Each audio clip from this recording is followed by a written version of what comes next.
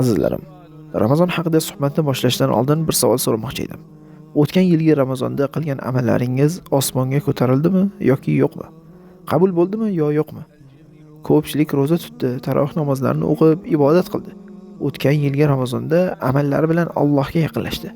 Lekin afsuski, ba'zi odamlarning amallari hozirgacha boshidan tepaga ko'tarilmagan va o'tgan yilgi Ramazondan foyda olmagan. Chunki uning qorni roza tutdi-yu, ammo qalbi roza tutmadi. Buni qayerdan bilamiz? Qalbdagi gunohlardan bilamiz. Qalbda gunohi borligini qayerdan bilamiz?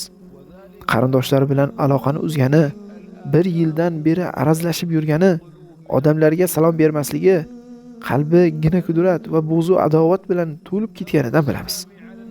Falonchiga salom bermaydi, falonchi bilan yuz ko'rmas bo'lib ketgan, bir yildan beri falonchining oldiga bormagan. Mana shu narsalar Ramazonni kuydirib, savobini yo'q qiladigan, ro'zador tutgan ro'zasidan foyda topmaydigan illatlardir.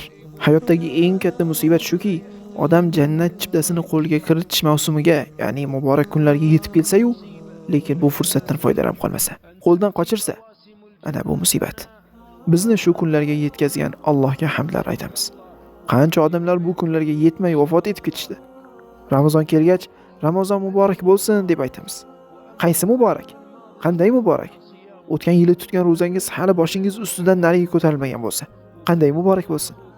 Chunki siz akangiz yo ukangiz bilan arazlashib yurgan bo'lsangiz, o'z jigaringiz yo boshqa qarindoshlaringiz bilan o'rtangizda adovat bo'lsa, gaplashmay yursangiz, qo'shningiz bilan orangizda dilxiralik bo'lsa, qaynotangiz yo kuyovingiz bilan yuz ko'rmas bo'lib qolgan bo'lsangiz, qanday muborak bo'lsin?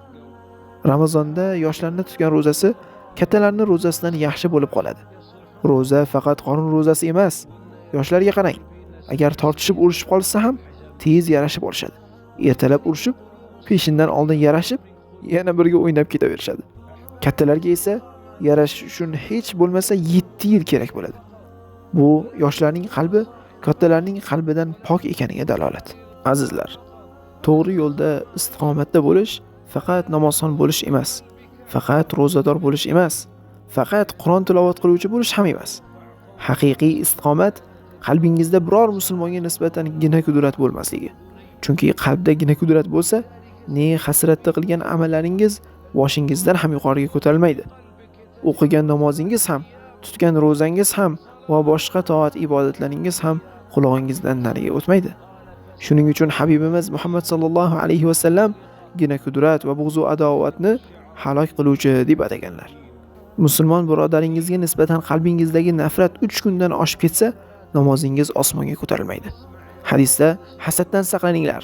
O'rtani buzish, ya'ni odamlarni urushtirish qiruvchidir, ya'ni halok qiluvchidir deyilgan.